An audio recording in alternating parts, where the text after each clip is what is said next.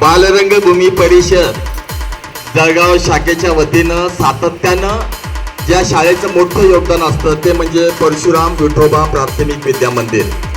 बालरंगभूमी परिषदेच्या सातत्यानं वेगवेगळ्या उपक्रमामध्ये आपली शाळा या सगळ्या उपक्रमात बालरंगभूमीच्या सातत्यानं सहभाग घेत असतात.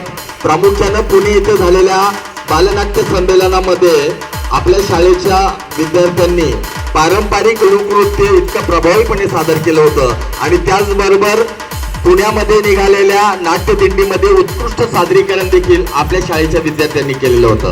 आता नुकत्याच झालेल्या आषाढीच्या दिनाच्या निमित्तानं आयोजित संत वेशभूषा स्पर्धा असेल किंवा वेगवेगळे उपक्रम कार्यक्रम असेल तरी सातत्यानं परशुराम विठोबा विद्यालय या सगळ्या परिषदेच्या कार्यात सहभागी असते. आणि विशेष करून बालरंगभूमी परिषदेने जी बालरसिक योजना सुरू केलेली आहे त्या बालरसिक योजनेमध्ये सगळ्यात जास्तीत जास्त बालरसिक हे परशुराम विठोबा विद्यालयाचे आहेत. त्याचं सार्थ म्हणजे अभिमानास्पद अशी गोष्ट आहे की सक्रिय पद्धतीनं त्या शाळेच्या मुख्याध्यापिका असतील, तिथले भालेराव सर कार्यक्रम अधिकारी असतील, या सगळ्या उपक्रमात कार्यक्रमात हिरिरीनं भाग घेणारी शाळा आज या ठिकाणी त्यांचा विशेष गौरव आपण या ठिकाणी करत आहोत. शाळेच्या मुख्याध्यापिका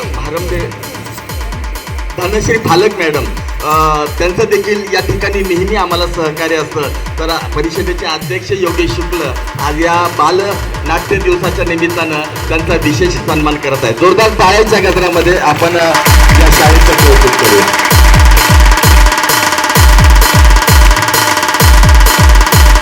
त्यानंतर नंदुरबाई